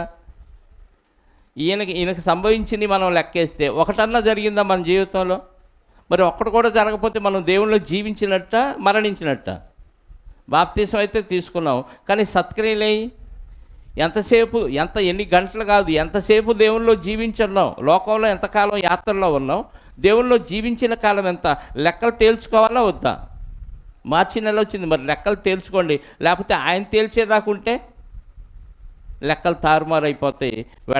వెళ్ళకూడని ప్రదేశానికి మనం వెళ్ళిపోవాల్సిన పరిస్థితి ఇది. కాబట్టి ఎప్పటికప్పుడు మన లెక్కలను మనమే సరి చూసుకొని దేవుని లెక్కల్లో ఏమాత్రం తేడా లేకుండా ముందుగా సిద్ధపరిచిన సత్క్రియలు చేస్తూ ముందుకు వెళుతూ ఉంటే కష్టాలు, శ్రమలు, ఇరుకులు, ఇబ్బందులు ఖచ్చితంగా వస్తాయి. వస్తాయనే పిలిచాడు. నీకు దేవుడి దగ్గరకు వస్తే ఆశీర్వాదాలు వస్తాయి, అన్ని శుభాలే జరుగుతాయి, అన్ని మేలులే జరుగుతాయని ఎవడైనా పిలిస్తే ఆడు దొంగ, ఆడు మాట వినకండి.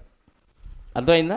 కష్టాలు కావాలని కొని తెచ్చుకొని దేవుని పనిలో ఉండండి, లెక్కలో దేవునికి అనుకూలంగా మలుచుకోండి. ఎందుకంటే మనం ఏది చెయ్యాలనుకున్నా దేవుడి చిత్తానుసారంగా చేస్తేనే మనకి నిత్య జీవం.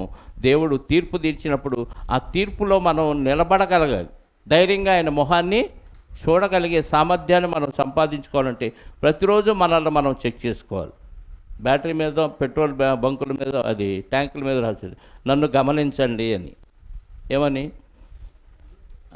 ఛార్జింగ్ ఉందా లేదా గమనించాలి, పెట్రోల్ ఉందా లేదా గమనించాలి, నన్ను గమనించండి అని అది అడుక్కుంటుంది పెట్రోల్ ట్యాంకీ, బ్యాటరీ. మరి మనల్ని కూడా మనం ఏమనుకోవాలి? నన్ను నేను గమనించుకుంటూ ఉంటే దేవుడి లెక్కలో తేడా రాకుండా ఉండాలి అని మనల్ని మనం సరి చేసుకోవడానికి మనల్ని మనం ఎప్పుడూ గమనించుకుంటూ దేవుని లెక్కలతో సరిపోయే విధంగా మన జీవితాన్ని మలుచుకోవటానికి ప్రయత్నించాలని కోరుకుంటూ ఈ మాటలు ముగిస్తున్నాను. ప్రార్థన చేసుకుందాం. క్రీస్తు యేసునందు మమ్మలను మిక్కిలిగా ప్రేమించిన మా పరలోకపు తండ్రి, ఈ లోకాన్ని మాకు పెట్టుబడిగా పెట్టారు. లోకంలో ప్రతి వస్తువుకి, మీరు పుట్టించిన వాటన్నిటికీ పని ఉంది. వాటన్నిటికంటే ముఖ్యమైన పని మాకుంది. అవన్నీ మా కోసం, మేము మీకోసం. మేము మీకోసం అన్న విషయాన్ని మర్చిపోయి లోకంలో ఈ శరీరం కోసమే మేమని, ఈ లోకంలో సుఖాలు అనుభవించటం కోసమే మేమని ఆలోచనలతో మునిగిపోయి మిమ్మల్ని, మీ వాక్యాన్ని, మీరు మాకు అప్పగించిన సత్క్రియలను పక్కన పెట్టి లోకానుసారంగా బతుకుతున్న మమ్మల్ని మీరు ఓర్చుకుంటూ క్షమిస్తూ మీ కుమారుడైన క్రీస్తు ద్వారా రక్షించిన విధానాన్ని బట్టి స్తోత్రాలు. యేసుక్రీస్తు వారు కూడా ఈ లోకానికి వచ్చి మీరు అప్పగించిన పని సంపూర్ణంగా నెరవేర్చి తిరిగి ఏ మహిమలో నుంచి ఇక్కడికి వచ్చాడో తిరిగి ఆ మహిమలో చేరటానికి మీ దగ్గర ప్రార్థించి తిరిగి మీ కుడిపార్శ్వమున ఆసీనుడై మా కొరకు ప్రార్థనలు, విజ్ఞాపనలు చేస్తున్నాడు. ఆయన కూడా ఈ లోకానికి వచ్చినప్పుడు ఏమాత్రం సత్క్రియలు చేయకపోతే, మీరు అప్పగించిన పని చేయకపోతే ఖచ్చితంగా రెండవ మరణానికి వెళ్ళేవాడని, ఆయన కూడా తండ్రి మీ కుమారుడై ఉండి ఆయన శ్రమల వలన విధేయతను నేర్చుకొని మీ చిత్తానుసారంగా కంప్లీట్ చేసి మీ పనిని సంపూర్ణంగా నెరవేర్చి తండ్రి మాకు మాదిరి చూపించాడు. అందును బట్టి స్తోత్రాలు. మేము కూడా క్రీస్తును పోలి, ఒక పౌలు గారిని పోలి, అపోస్తల పోలి నడుచుకునే విధంగా ముందుకు సాగటానికి మమ్మల్ని మేము పరిశీలించుకునే ధన్యతను మాకు అనుగ్రహించండి. మరి వ్యాపారస్తులందరూ, బ్యాంకర్లు, ఇలా లోకములో ఉన్న ప్రతి ఒక్కరూ లెక్కలు చూసుకుంటున్న ఈ తరుణంలో మేము కూడా మా లెక్కలు చూసుకోవాలనే విషయాన్ని మాకు నేర్పించినందుకు మీకు క్రీస్తు ద్వారా కృతజ్ఞతాస్తుతులు చెల్లిస్తూ వచ్చిన బిడ్డలందరినీ సురక్షితంగా వారి కుటుంబాలకు చేర్చండి. ఎవరెవరి ఆరోగ్యాల పరిస్థితి ఎలా ఉందో మీకు తెలుసు, వారి వారి ఆర్థిక స్థితి ఎలా ఉందో మీకు తెలుసు. మీ చిత్తమైతే వారి స్థితి నుంచి మళ్లించండి. మరింతగా మిమ్మల్ని హత్తుకొని మీ లెక్కల్లో సరిపోయే విధంగా వారి జీవితాలను మలుచుకోవటానికి కృప చూపి సహాయాన్ని దయచేయమని కోరుకుంటూ జరగవలసిన కార్యక్రమాలన్నింటినీ మీ చేతులకు అప్పగించుకుంటూ మా రక్షకుడు నీ ప్రియకుమారుడైన క్రీస్తు యేసు యొక్క పరిశుద్ధమైన నామములో ప్రార్థించి అడిగి వేడుకొనుచున్నాను పరలోకపు తండ్రి. ఆమేన్. మనందరి కన్న తండ్రి అయిన దేవుని ప్రేమ, ఆయన ప్రియ కుమారుడైన యేసుక్రీస్తు వారి కృప, పరిశుద్ధాత్మ యొక్క అన్యోన్య సహవాసము ఇప్పుడు ఎల్లప్పుడూ సకల పరిశుద్ధులకు సదాకాలము తోడయుండి నడిపించునుగాక. ఆమేన్. అందరికీ వందనాలు. Thank you very much. వందనాలు.